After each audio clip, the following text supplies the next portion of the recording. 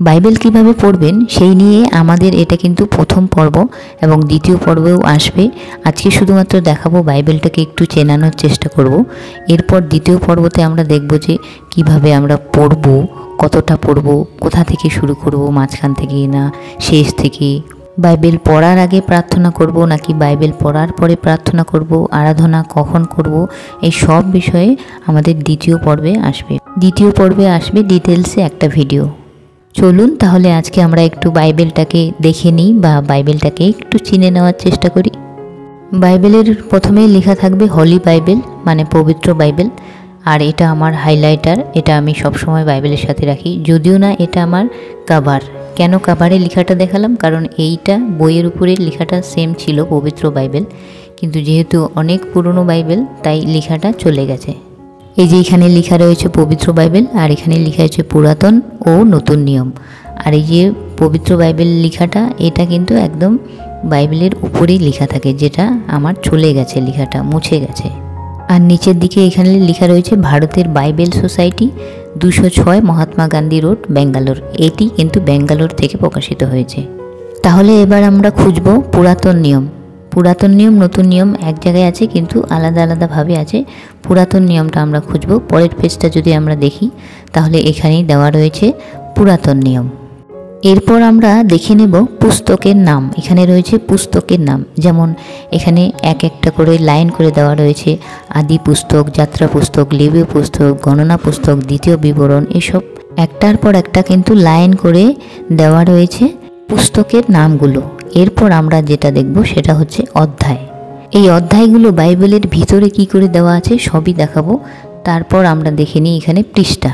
এখানে রয়েছে পৃষ্ঠা, যেমন এখানে যদি দেখি যে যাত্রা পুস্তক রয়েছে কত পৃষ্ঠায়, 82 পৃষ্ঠায়। তখন যদি আমাদেরকে কেউ বলে বের করতে যে যাত্রা পুস্তক কত পৃষ্ঠায় রয়েছে, তাহলে আমরা এইভাবে তাড়াতাড়ি করে সেই পেজটাতে যাব, 82 পেজটা, এইভাবে খুঁজে খুঁজে তখন বের করব খুব সহজেই।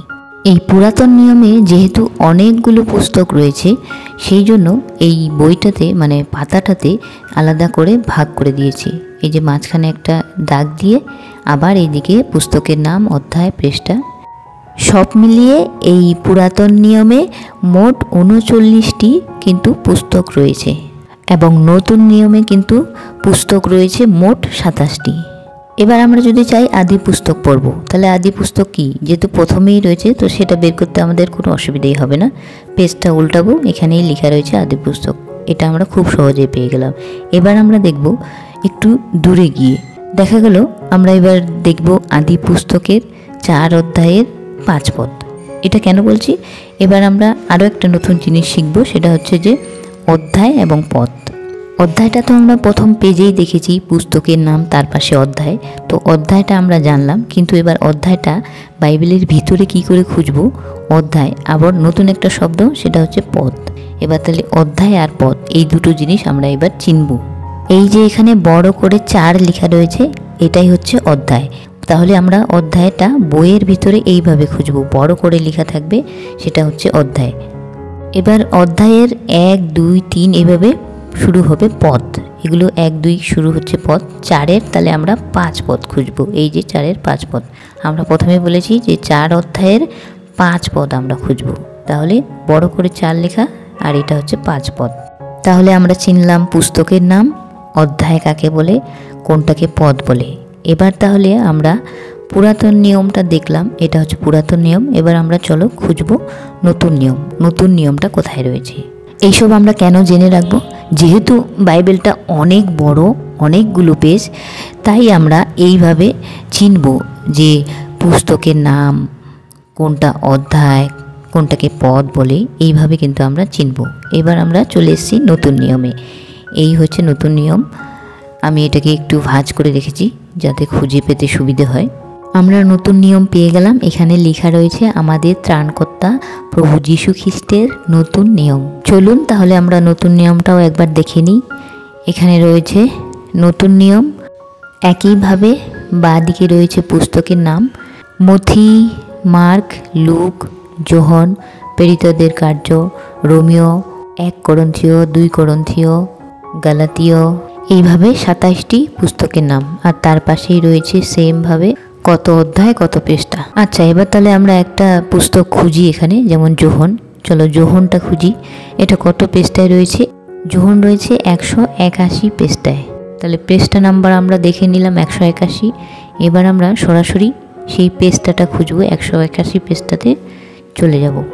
যেমন আমরা স্কুল কলেজে পড়তাম বই, কত চ্যাপ্টার কোন পেজে আছে, ওই একই জিনিস, কিন্তু এটা এখানে কিছু কিছু জিনিস নতুন। যেমন এখানে অধ্যায়টা রয়েছে, আর এখানে রয়েছে পথ। এই বিষয়গুলো কিন্তু আমাদের একটু নতুন মনে হচ্ছে, কিন্তু হয়ে যাবে আস্তে আস্তে। এভাবে প্র্যাকটিস করলে হয়ে যাবে।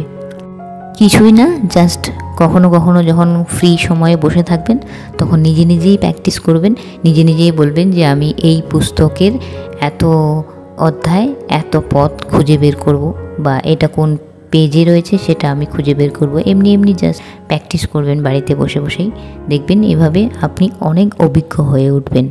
তাহলে আমরা এতক্ষণে খুঁজে পেলাম 181 পেজ, আর এখানে রয়েছে যোহন, যোহন লিখিত সুসমাচার। তো এটার প্রত্যেকটাই কিন্তু প্রত্যেকটা পুস্তকের অধ্যায়গুলো এইভাবে শুরু হয়। এক অধ্যায়, যেমন যোহনের এক অধ্যায়, এক অধ্যায়ের 1 পদ 2 পদ 3 পদ এইভাবে চলতে থাকবে। আবার এক অধ্যায় যখন শেষ হয়ে যাবে তখন আবার আপনি 2 অধ্যায় দেখতে পাবেন, বড় করে লেখা থাকবে, যেগুলো বাঁদিকে বড় করে লেখা থাকবে ওগুলোই হচ্ছে অধ্যায়। ধরলাম আমি যোহন লিখিত সুসমাচারের 1 অধ্যায়ের 8 পদটা আমি পড়ব। তো 8 পদে এখানে লেখা রয়েছে, তিনি সেই জ্যোতি ছিলেন না, কিন্তু আসিলেন যেন সেই জ্যোতির বিষয়ে সাক্ষ্য দেন। এখানে আরও একটা বিষয় বলে দিই, এই যে আমি ছোট্ট একটা পদ পড়লাম, এইটা পদ পড়ে কিন্তু কোনো রকমভাবে কোনো কিছু বোঝা গেল না। সেই জন্যই কিন্তু এর আগের পদগুলো আমাকে পড়তে হবে এবং এর পরের পদগুলো আমাকে পড়তে হবে পুরোটা বোঝার জন্য। তো সেই বিষয়ে আমরা পরের ভিডিওতে আলোচনা করব। আজকে যেটা নিয়ে কথা বলছি সেটা নিয়ে আজকে কথা হোক।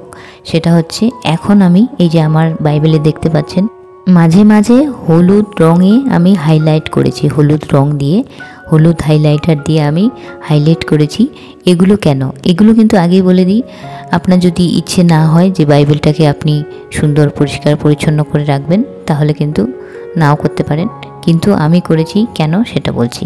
বাইবেলটা আমরা পুরো বাইবেলটাই পড়ব, কিন্তু কিছু কিছু পয়েন্ট আছে যেগুলো আমাদের প্রার্থনার সময় কাজে লাগে, বা প্রার্থনা করার সময় আমরা সেই পয়েন্টটাকে উল্লেখ করে আমরা প্রার্থনা করতে পারি।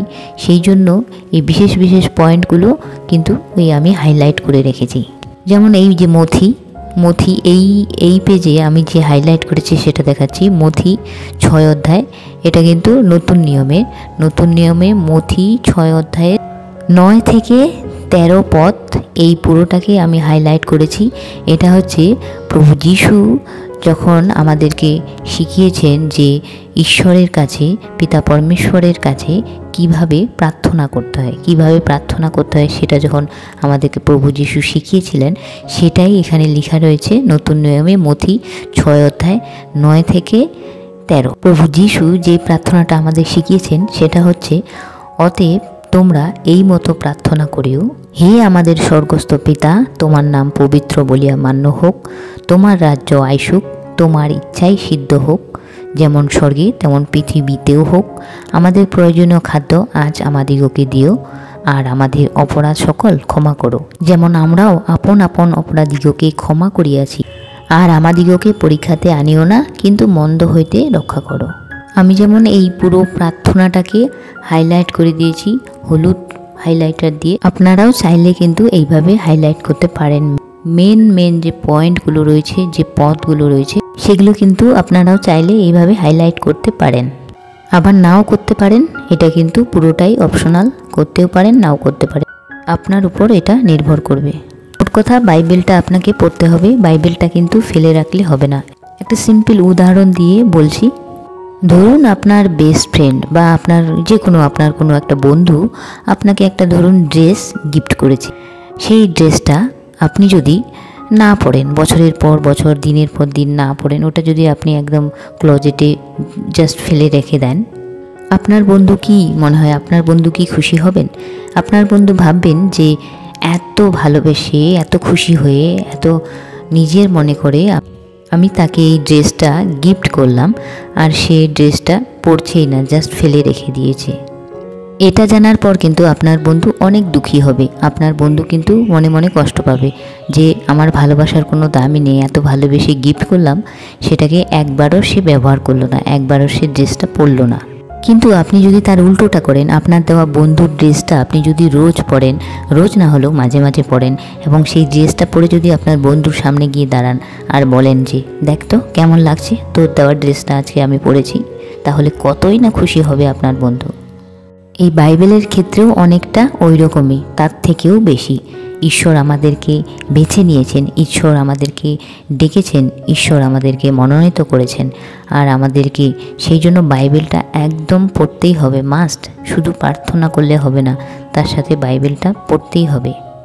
বাইবেল না পড়লে আমরা ঈশ্বরকে কী করে জানবো, ঈশ্বরকে কী করে চিনবো, ঈশ্বর যে আমাদের সাথে কথা বলছেন সেটা আমরা কী করে বুঝবো?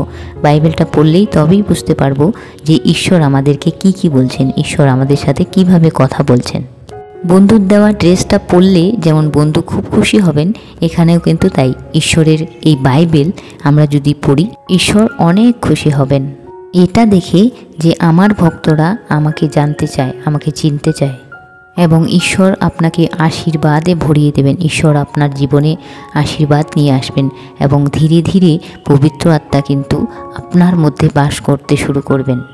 দেখুন, শয়তানকে হারানোর অস্ত্র বলুন বা শয়তানকে পরাজয় করার অস্ত্র বলুন, একমাত্র কিন্তু এই বাইবেলের বচন বলুন, বাণী বলুন, উক্তি বলুন, যাই বলুন না কেন, এই যে বাইবেলের এক একটা পথ, এই বাইবেলের বচনগুলো দিয়েই কিন্তু আমরা শয়তানকে হারাতে পারি আমাদের জীবনে। শয়তান যখন কাজ করে, ধরুন শয়তান এমনভাবে আপনার জীবনে কাজ করছে, আপনি সারাক্ষণ ভাবছেন ভবিষ্যতের কথা, কালকের কথা, পরশুর কথা, সারাক্ষণ ভেবেই যাচ্ছেন, তখন আপনি সাথে সাথে প্রার্থনা করবেন, শয়তানকে হারানোর জন্য প্রার্থনা করবেন। আর অবশ্যই সেটা বাইবেলের বচন দিয়ে। বাইবেলে কি লিখে রয়েছে? কালকের জন্য ভাবিত হইও না, কালকের ভাবনা কালকের উপর ছেড়ে দাও, আজকের ভাবনা আজকের জন্যই যথেষ্ট। এই যে পথটা, এইটা যদি আপনি হাইলাইট করে রাখেন, তখন আপনি সাথে সাথে কিন্তু প্রার্থনা করতে পারেন। এই পথটা পড়ে বা বাইবেলের এই উক্তিটা বা এই বাইবেলের এই বাণীটা পড়ে আপনি কিন্তু সাথে সাথে প্রার্থনা করতে পারেন, এবং আপনি শয়তানকে পরাজিত করতে পারেন। সেই জন্য বিশেষ বিশেষ পথগুলো কিন্তু আমি এইভাবে হাইলাইট করেছি। চাইলে আপনারাও এইভাবে কিন্তু হাইলাইট করতে পারেন যখন আমরা প্রার্থনা করব, যাতে সেই পথটা আমরা তাড়াতাড়ি খুঁজে পাই। সেই জন্য তাই আমি যখনই বাইবেল পড়ি, মেইন পয়েন্টগুলো আমি হাইলাইট করে রাখি, আর বাইবেলটাকে এইভাবে কভার করে রেখেছি, আর হাইলাইটার এখানে সব সময় থাকে।